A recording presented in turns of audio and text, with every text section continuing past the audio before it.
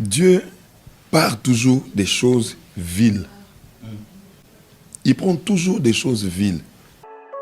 C'est toujours un plaisir d'écouter le pasteur Pascal Katanga. Il prend la boue. Il prend de la salive.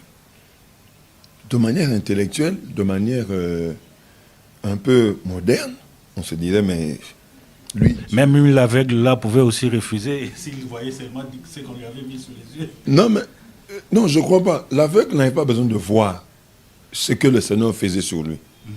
L'aveugle avait seulement besoin que le Seigneur termine le travail qu'il avait commencé. Pourquoi? Parce que l'aveugle certainement avait oui dire que celui qui vient à toi, il est alpha et il est oméga. C'est pour ça que l'aveugle n'a jamais contesté ou résisté à quoi que ce soit. Là, quand tu lui dis, va à la piscine, va à Silo, il part à Silo, va te laver, il va se laver là-bas, il ne conteste pas. Il obtempère seulement. Ça veut dire que c'est quelqu'un qui avait une foi au-delà des hommes qui avaient les yeux pour voir. Vous voyez? Prenez l'exemple de cet aveugle, voyez le même exemple avec Bartimée.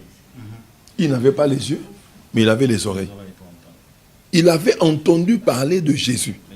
Et quand il apprend que le Jésus dont tu as entendu parler, il est en train de passer, il dit c'est mon jour.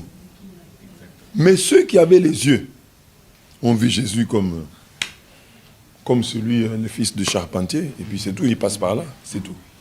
C'est ça le problème. La perception des chrétiens d'aujourd'hui commence un peu à différer. Hein, donc on n'est plus aussi sensible que les chrétiens d'antan.